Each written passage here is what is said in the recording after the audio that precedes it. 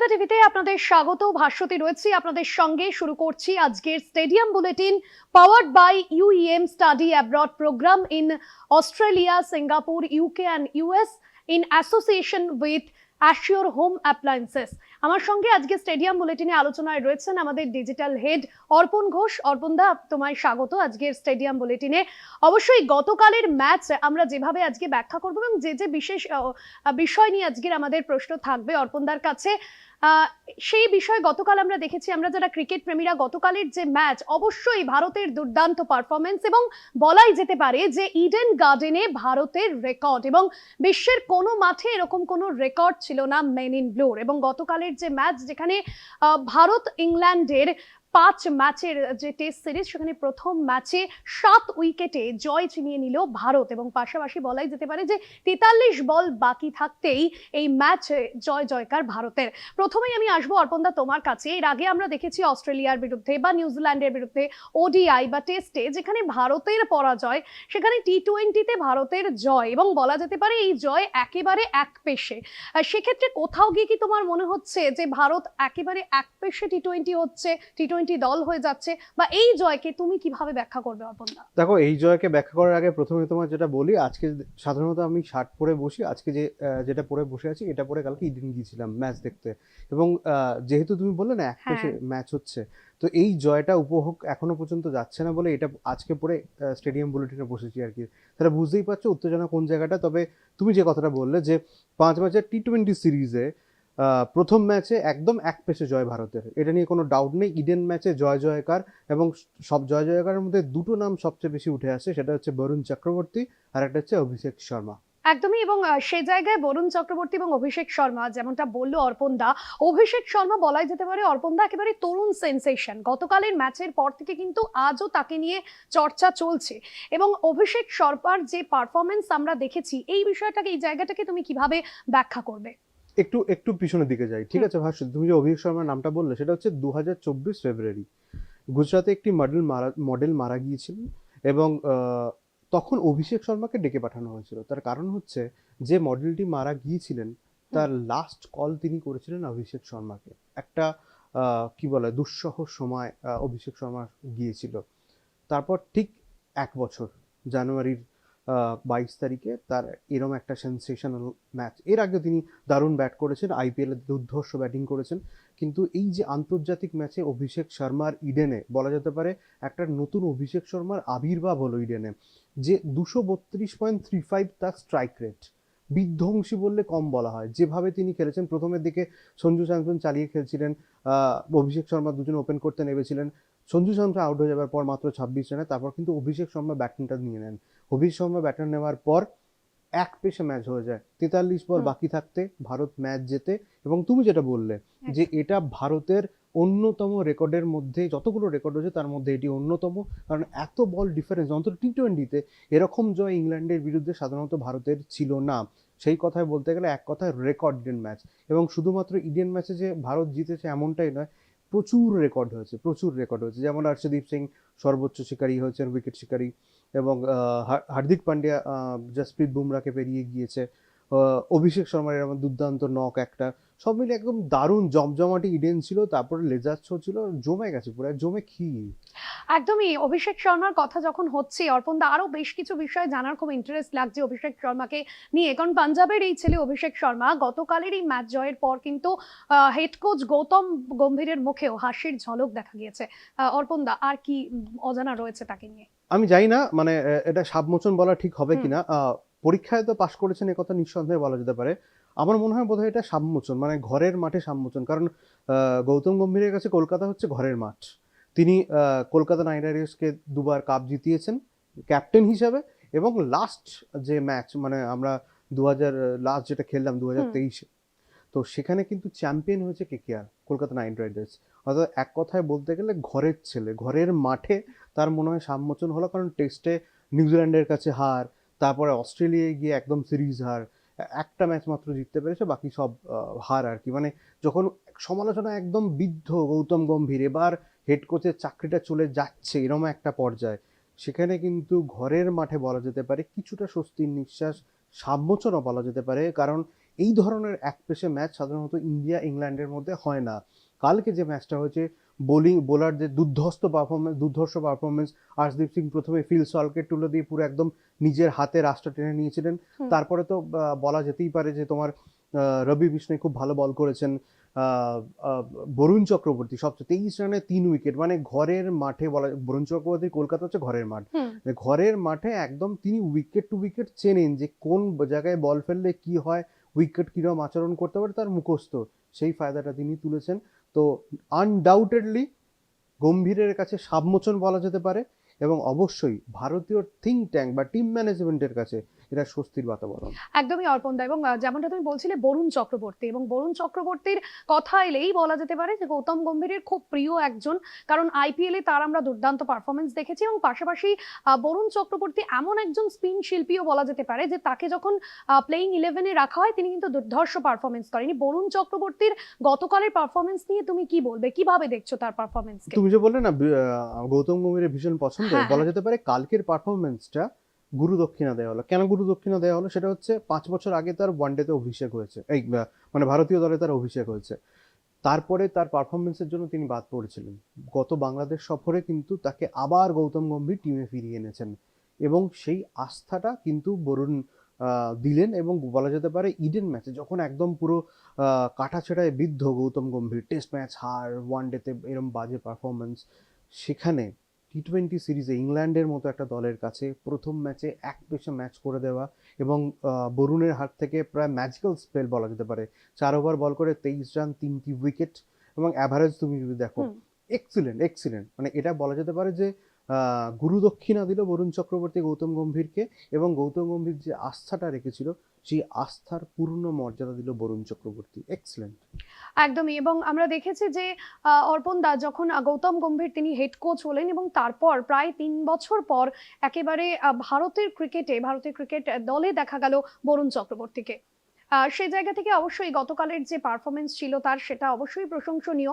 এবার যার কথায় আসবো অর্পণদা, মোহাম্মদ শামি, আমরা দেখেছিলাম যে গতকাল ওয়ার্ম আপেও তাকে প্র্যাকটিসে দেখা গিয়েছিল। তার যে তিনি যে খেলবেন না, এই জল্পনাটা প্রথম থেকে ছিল, এবং তিনি খেলতেও পারেন এই জল্পনাও ছিল। তবে গতকালের ম্যাচের পরেও এই জল্পনা কিন্তু আজকেও পিছু ছাড়ছে না। তিনি ফিট ছিলেন, তবে কেন মোহাম্মদ শামিকে নেওয়া হলো না? কারণ 14 মাস পর তার কামব্যাকের কথা ছিল এই ম্যাচের মধ্যে দিয়ে, কেন নেওয়া হলো না? ঠিক কি কারণ রয়েছে?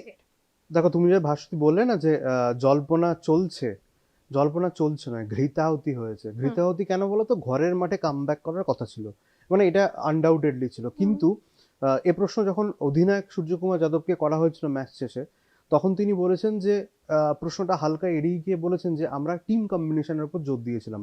কেন জোর দিয়েছিল টিম কম্বিনেশনের উপর? বলা হয়েছে যে ইডেনের উইকেট স্পিন ট্র্যাক ছিল, সেখানে যদি শামিকে খেলানো হতো তাহলে একজন বাড়তি স্পিনার খেলানো যেত না। সেই কারণেই কিন্তু আকসার প্যাটেল, রবি বিষ্ণই এবং বরুণ চক্রবর্তী 3 জন বোলিং করেছেন।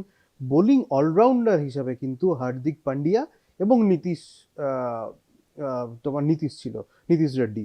তো সেই জন্য কিন্তু শামিকে বাদ পড়তে হয়েছে, এটা ধারণা করে বলা হয়েছে। প্রশ্ন হচ্ছে প্র্যাকটিস, যেটা তুমি বললে, অনুশীলনে প্রথম ম্যাচের আগে অনুশীলনে কিছুটা কিন্তু অস্বস্তিতে দেখা গিয়েছে মোহাম্মদ শামিকে। পায়ে কিন্তু তার ব্যান্ডেজ ছিল দেখা গিয়েছে, এবং তিনি 1.5 ঘন্টা নেটে বল করেছেন, কিন্তু নেটে প্র্যাকটিস করার পর কিছুটা হলেও হালকা অস্বস্তি কিন্তু তার মধ্যে দেখা গিয়েছে। জল্পনা প্রচুর, মানে কি বললাম, ঘৃতাহতি হয়ে গেছে। আদৌ কি 100% ফিট মোহাম্মদ শামি?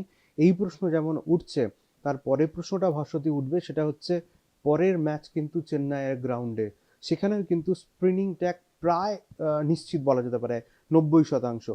তাও যদি হয়, সেখানে কি মোহাম্মদ শামিকে খেলানো হতে পারে কারোর পরিবর্তে? কারণ আর্শদীপ অসাধারণ স্পেল করেছেন, হার্দিক পান্ডিয়া অনেক রান দিলেও তিনি কিন্তু জসপ্রীত বুমরাকে পেরিয়ে গিয়েছেন। হার্দিক পান্ডিয়ার মতো অলরাউন্ডারকে বসিয়ে মোহাম্মদ শামিকে কি আদৌ খেলানো সম্ভব? এই প্রশ্নগুলো কিন্তু উঠছে। অর্থাৎ আবারও তোমায় বলছি, ইডেন ম্যাচে শামির প্রত্যাবর্তন হয়নি, চেন্নাই তো হবে কিনা সেটাও কিন্তু 20 বাও জলে বলা যেতে পারে। একদমই অর্পণ দা, সেক্ষেত্রে ভারতীয় ক্রিকেট প্রেমীরা তারা কি আশা করতে পারেন যে মোহাম্মদ শামি, তারা যেমনটা বলছেন, তারা আশা করছেন যে চেন্নাইয়ের যে ম্যাচে সেখানে তার কামব্যাক হতে পারে? ডেফিনেটলি। দেখো, একটা কথা তোমায় বলে দিই, সেটা হচ্ছে যে জসপ্রীত বুমরা এবং মোহাম্মদ শামি, এই যে কম্বিনেশনটা, এটা কিন্তু মারাত্মক কম্বিনেশন, যে কোনো বিপক্ষ দলের কাছে আতঙ্ক বলা যেতে পারে। এখন জসপ্রীত বুমরাহকে রেস্ট দেওয়া হয়েছে, কারণ সামনে চ্যাম্পিয়ন্স ট্রফি রয়েছে। মোহাম্মদ শামির কিন্তু প্রত্যাবর্তনের সময় এটা, কারণ তিনি ইনজুরি সারিয়ে টিমে ব্যাক করেছেন, স্কোয়াডে রয়েছেন। তো এই আলোচনা তো আমাদের চলতেই থাকবেই। একদমই। তবে আর একটা ইনফরমেশনও দেওয়া আছে, সেটা কি একটা ব্রেক একদম নিয়ে নেবার পর দেবে? একদম ইনফরমেশন নেব, তবে সময় এখন একটা বিরতির। ফিরছি বিরতির পর, দেখতে থাকুন স্টেডিয়াম বুলেটিন। ফিরে এলাম বিরতির পর, আর আবারও আসবো অর্পণদার কাছে। অর্পণদা, এবার যাদের কথা বলবো, হার্দিক পান্ডিয়া এবং বুমরা, তারা কি রেকর্ড ক্রস করলেন, এই বিষয়ে কি বলবে? দেখো, হার্দিক পান্ডিয়া বুমরার যে কথাটা বলছিলাম, আমরা ব্রেকের আগে যেটা বললাম যে ব্রেক হুম। নেওয়ার পরে আমরা আলোচনায় ফিরবো, সেটা হচ্ছে যে দুজনে তো একদম মারাত্মক একটা কম্বিনেশন, মানে বুমরা আর শামি। তো সেই ফলাটা আমরা 2023 ওয়ার্ল্ড কাপে দেখেছিলাম যে কি ম্যাসিভ অ্যাটাক হতে পারে। তো সেই অ্যাটাকের বুমরাকে বিশ্রামে দেওয়া হয়েছে এবং মোহাম্মদ শামি কিন্তু কাম ব্যাক এটা। তো তুমি যদি চ্যাম্পিয়ন্স ট্রফির আগে মোহাম্মদ শামিকে তুমি না খেলাও, তাহলে তার টেম্পারমেন্ট তুমি বুঝতে পারবে না, কোন ফর্মে তিনি রয়েছেন তুমি সেটা বুঝতে পারবে না। যদি আমি সূর্যকুমার যাদবের কথা মেনেও নিই যে ইডেনে স্পিনিং ট্র্যাক থাকার জন্য তাকে খেলানো যায়নি, তাহলে চেন্নাইতেও কিন্তু মোটামুটিভাবে স্পিনিং ট্র্যাক নিশ্চিত, সেখানেও তাহলে কিন্তু তার সম্ভাবনা থাকছে না। তাহলে পড়ে থাকছে কি না, 3টে টি20 ম্যাচ এবং 3টি ওয়ানডে ম্যাচ। যদিও ওয়ানডে ম্যাচের জন্য এখনো স্কোয়াড অ্যানাউন্সমেন্ট হয়নি, সেখানে যদি মোহাম্মদ শামিকে নেওয়া হয় তাহলে কিন্তু সেখানেও মোহাম্মদ শামিকে কিন্তু পরীক্ষা দিতে হতে পারে। তুমি আর একটা প্রশ্ন আমাকে আগেরবার করেছিলে, একটু তার সঙ্গে অ্যাটাচ করে দিই, যে গৌতম গম্ভীর পরীক্ষায় পাশ করেছিল কিনা, এই প্রশ্নের উত্তরটা আমি বলেছিলাম। এখানে মোহাম্মদ শামির পরীক্ষায় পাশ করার কথা তো অবশ্যই থাকছেন, যে ইনজুরি সারিয়ে তিনি কতটা ফিট এবং তিনি কতটা পারফর্ম করতে পারবেন, ভারতকে কতটা ম্যাচ জেতানোর মধ্যে কন্ডিশনে রয়েছেন, সেটাও তিনি যেমন দেখবেন। সেই সঙ্গে কিন্তু টি20 সিরিজে প্রথম ম্যাচে এক কথায় বলা যেতে পারে লেটার মার্ক পেয়ে পাস করেছেন গৌতম গম্ভীর, এটা নিয়ে কোনো ডাউট নেই। বাকি এখনো 4টে ম্যাচ রয়েছে, সেই 4টে ম্যাচেও কিন্তু তাকে পাস করতে হবে। তারপরেও ইম্পর্টেন্ট যেটা বিষয়, 3টি ওয়ানডে রয়েছে, সেই 3টি ওয়ানডের ওপর অনেক কিছু নির্ভর করছে, কারণ চ্যাম্পিয়ন্স ট্রফি হবে ওয়ানডে ফরম্যাটে। তাই ওয়ানডেতে পারফরমেন্স কিন্তু অবশ্যই ইম্পর্টেন্ট। সেই দিক থেকে বলতে গেলে প্রথম ম্যাচে লেটার ম্যাক পেয়ে পাস করলেও গৌতম গম্ভীর এখনো কিন্তু তার পরীক্ষা বাকি রয়েছে। বলা যেতে পারে আপাততর জন্য 7টি পরীক্ষা, 8টা পেপার হয় না অনেকগুলো, আমরা যখন পরীক্ষা দিয়েছি, এটা হচ্ছে প্রথম পেপারে পাস করে গিয়েছেন, এখনো কিন্তু 7টা পেপার বাকি, 4টে টি20 ম্যাচ, 3টি ওয়ানডে। অর্থাৎ গৌতম গম্ভীরকে কিন্তু পাস করতেই হবে, সেই সঙ্গে মোহাম্মদ শামিকেও কিন্তু চ্যাম্পিয়ন্স ট্রফির জন্য পরীক্ষাটা দিতে হবে। একদমই অর্পণদা, এবং সেক্ষেত্রে এর আগে আমরা অর্পণদা দেখেছিলাম যে অনেকগুলো ম্যাচে পরাজয়ের পর কিন্তু গৌতম গম্ভীরকে নানান জল্পনার সম্মুখীন, নানান সমালোচনার সম্মুখীন হতে হয়েছিল। পরবর্তীতে কি সেটা হতে পারে? হ্যাঁ, দেখো, ডেফিনেটলি, মানে ভারতীয় দলের কোচ মানে তোমার উপর প্রেশার থাকবেই, এবং তোমার কাছে কিন্তু ভারতীয় দলের যা ভারতীয়দের যা এক্সপেকটেশন, সেই এক্সপেকটেশন কিন্তু ফুলফিল করতেই হবে। তুমি যদি দেখো, একটু কড়া কথা হয়ে গেল বলতে হচ্ছে যে যখন তুমি ব্যাটিং কোচের কথা বলো, অভিষেক নায়ার যখন বারবার ব্যর্থ হচ্ছে ব্যাটাররা, তখন কিন্তু শীতাংশু কোটাককে ইনক্লুড করা হয়েছে, অর্থাৎ একজনকে কিন্তু আরো ব্যাটিং কোচ হিসেবে নেওয়া হয়েছে, পরামর্শদাতা হিসেবে। সেই দিক থেকে দেখতে গেলে আবারও কথাটা রিপিট করতে হচ্ছে ভাস্বতী, পরীক্ষায় কিন্তু পাশ করতে হবে, নাহলে কিন্তু সম্ভব নয়। তুমি পারফর্ম করো, টিকে থাকো। যদিও বারবার অনেকে বলছেন যে গৌতম গম্ভীর কি মাঠে গিয়ে ক্রিকেটটা খেলবেন, এমনটা নয় কিন্তু, তাহলেও কোচের স্ট্র্যাটেজি কিন্তু মারাত্মক ইম্পর্টেন্ট। সেই স্ট্র্যাটেজি অনুযায়ী কিন্তু যদি কাজ না করে টিম, তখন কিন্তু তোমাকে ফেলিওর হতেই হবে, এবং ফেলিওর যদি হও তোমাকে জবাবদিহি করতে হবে, এবং জবাবদিহি করার পর যদি সেই সন্তুষ্টি না আসে, সেই পারফরমেন্সের রেজাল্ট যদি না আসে, তাহলে তোমায় কিন্তু সরে যেতে হবে। একদমই অর্পণদা, সেক্ষেত্রে ইংল্যান্ডের বিষয়ে একটা প্রশ্ন আমার মনে হলো করতে, যে যেখানে ব্যাটবল মন্ত্রে খেলে ইংল্যান্ড, তবে গতকালের যে পারফরমেন্স এবং ভারতের বিধ্বংসী পারফরমেন্স, ইংল্যান্ডের এই হার, এই বিষয়টাকে কিভাবে বলবে, বা কেন এই হার? তবে এর আগে তুমি যদি বলো তাহলে হচ্ছে বাসবল, এর বহু সমালোচনা হয়েছে যে আদৌ বাসবল ক্রিকেট কতটা এফেক্টিভ। তুমি যদি বলো যে কালকে যদি ইডেন ম্যাচ দেখো, তাহলে বাসবল উড়ে গিয়েছে স্কাই বলের সামনে, অর্থাৎ সূর্যকুমার যাদবের টিমের সামনে। তো এক কথায় বলতে গেলে বাসবল টাসবল এমন কিছু ব্যাপার নয়, ঠিক আছে। এখানে অনেকে বলেন যে বাসবল মানে হচ্ছে ম্যাককালামের ডাক নাম, সেখান থেকে বাসবল এসেছে, অনেক কিছু, অনেক গল্প রয়েছে। এমনটা কিন্তু নয়, তোমাকে কিন্তু মাঠে নেমে পারফর্ম করতে হবে। এবার তুমি যদি বলো বাটলার, ইংল্যান্ডের অধিনায়ক, তিনি কিন্তু আইপিএল খেলে গেলে ভারতের প্রত্যেকটা মাঠে তার অভিজ্ঞতা সঞ্চয় করেছেন। তুমি যদি দেখো কালকের ম্যাচ, বাটলার ছাড়া কিন্তু কেউ দাঁড়াতে পারেনি, অর্থাৎ বাটলার একা কুম্ভ হয়েছিলেন। কিন্তু এখন কুম্ভ মেলা চলছে, সেই দিক থেকে বলতে গেলে বাটলার কিন্তু কুম্ভ হয়েছিলেন ইংল্যান্ডের মাঠে, কিন্তু দিনের শেষে সেটা রক্ষা করা যায়নি, কারণ ভারতীয় বোলারদের এক্সিলেন্ট পারফরমেন্স। আর তারপরেই এক পেসে ম্যাচ বের করে দেওয়া। সঞ্জু স্যামসন প্রথমে তাণ্ডব শুরু করেছিলেন, আউট হয়ে হুম। গিয়েছিলেন। তারপরে sky back to back out হয়ে যাওয়ায় সূর্যকুমার যাদব ভেবেছিল হয়তো ভারত চাপে পড়ে একদম। যাবে। সেই চাপ কাটানোর জন্য অভিষেক শর্মা মানে ঝোড়ো ব্যাটিং, বিধ্বংসী ব্যাটিং, এক্সিলেন্ট ব্যাটিং, এরকম ব্যাটিং দেখা যায়নি। একদমই স্টেডিয়াম বুলেটিনে আরো ইন্টারেস্টিং আলোচনা থাকছে, তবে সময় এখন আরো একটা বিরতির। ফিরছি বিরতির পর, দেখতে থাকুন স্টেডিয়াম বুলেটিন। ফিরে এলাম বিরতির পর। অবশ্যই গতকালের ম্যাচ নিয়ে আমরা পর্যবেক্ষণ, আমরা আলোচনা করলাম, বিশ্লেষণ করলাম। তবে চেন্নাইতে শনিবার যে ম্যাচ হতে চলেছে, অর্থাৎ দ্বিতীয় ম্যাচ এই সিরিজের, সেক্ষেত্রে শনিবারের যে ম্যাচ, সেখানে প্লেইং ইলেভেন কি হতে চলেছে? আগে প্লেইং ইলেভেনই থাকছে, না প্লেইং ইলেভেনে চেঞ্জ হবে? অর্পণ দা।